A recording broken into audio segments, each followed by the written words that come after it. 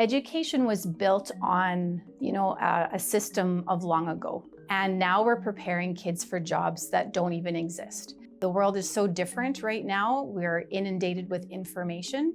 We can look things up so quickly. So now we need to know how to navigate all that information. How do we make sense of it?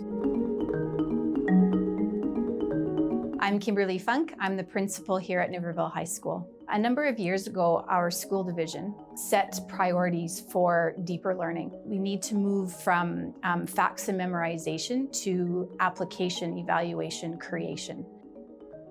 In order to get at deep learning and provide rich, authentic experiences for students, we have chosen the strategy of project-based learning to approach that.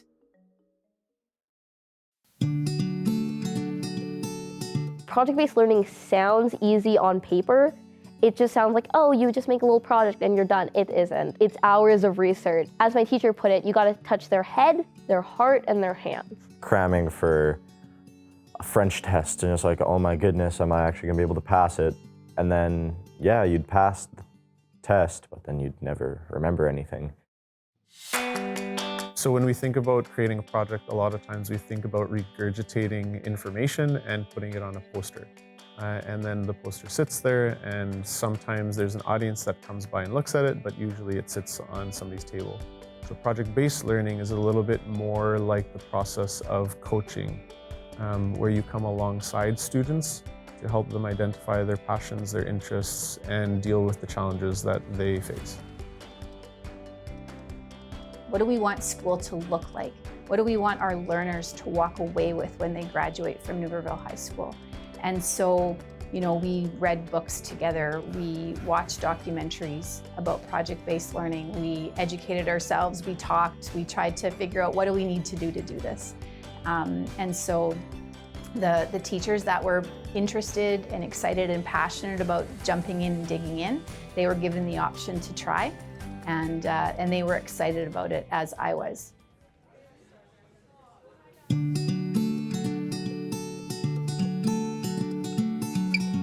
The coolest thing about PBL is the creative freedom. He said we could do anything we want. I sang a song in front of my class about Canadian identity. We were learning about the different levels of government, and we had to come up with how we would run the government, or like what we liked, what we disliked, what we would change, and we had to have supporting reasons for it. And then this was a group project, so then you ended up having to battle with different groups, and the last two groups standing actually got to talk to a panel of experts and different government people. If you think about it like that, you're like, wow, like this is school, but I could actually be making a difference through my work. It would be, you just focus on your questioning, like what are my questions for this research, where am I going with it? And then you would start looking up those questions and you would come up with your main focal point question of what you're actually trying to discover with your research and how you want to answer that. Because in the real world, people aren't going to hand you exams and be like, fill out the bubbles. People are going to be, here's what I need you to get done.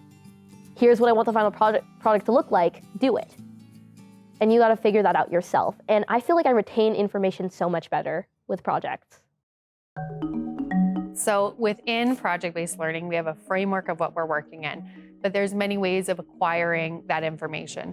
A big part of project-based learning is acquiring new knowledge based on curriculum, and that can happen in a variety of ways. We use lots of different techniques and methods of teaching students. That could look like whole group discussion where teachers leading lectures. That could look like small group interactions, one-on-one interactions, student-to-student interactions, one-on-one teacher-to-student interactions. That could look like Socratic circles, look like plussing opportunities where they give feedback to each other. That could look like conferences. So a project starts behind the scenes with the teacher figuring out where is it I'm trying to guide my students towards. It's not just an open-ended, what do you want to learn? It's very back-planned in the sense of here's where I want them to go, and I want to provide that for them without telling them this is exactly how you're going to do it. And then we align it to our standards of what does our curriculum say? How are we going to meet as many outcomes in a meaningful way? And then we need to get students involved in it, where we start our questioning and our exploration. And so we have all this kind of roadmap prepared for them, but maybe not display it all for them as they get to feel in the driver's seat. And we also have to have room for if we've thought they're going this place, but really they want to take this other route that's not a route you thought about, but it's a really interesting route. So we also have to be flexible to meet the students' needs into following them where they want to go and staying within our curriculum.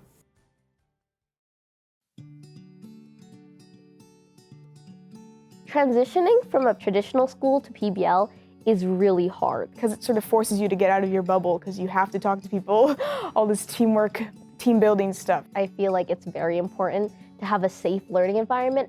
Picking out bias, that was a big thing that they kept telling us all throughout all their projects. Remember, looking for bias. And we use the skills we learned from project-based learning to communicate effectively. We had the students play a Kahoot on what you can compost, what you can't compost.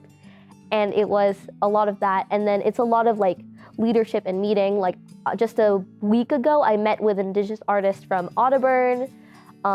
We spent the entire afternoon together like painting and making art and having conversation and making those real life connections.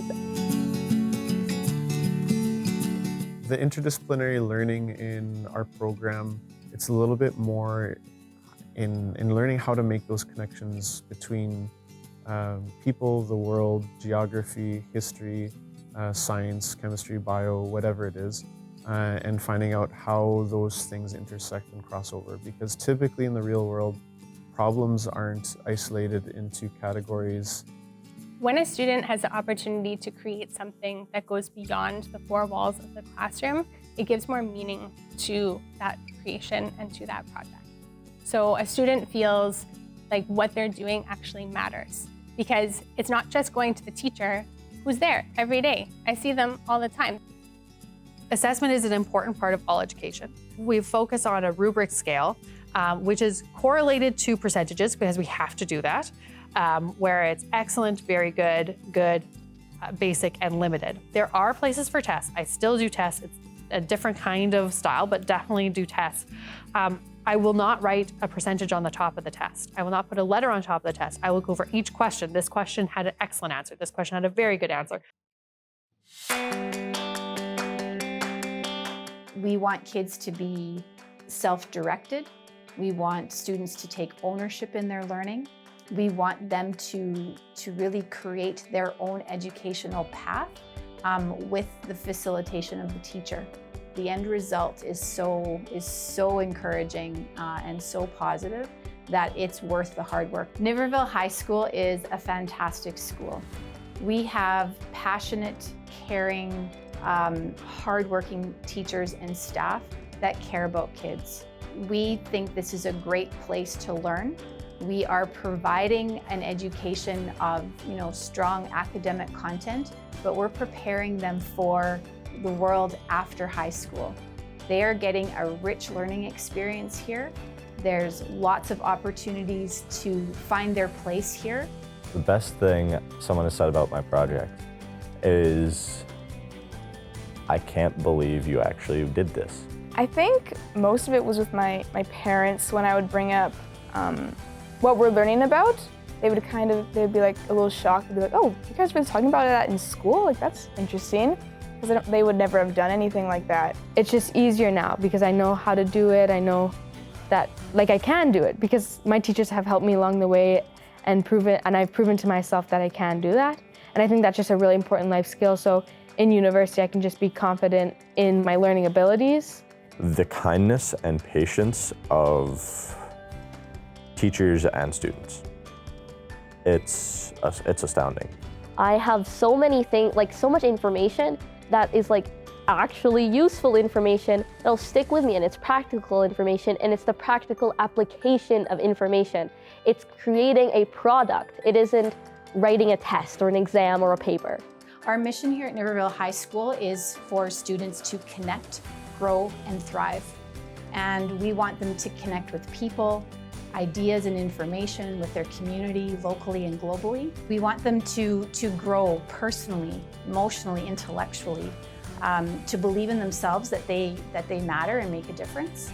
And ultimately, we want our students to be able to thrive. We live in a very complex society, and we want them to be able to participate and contribute in a positive way.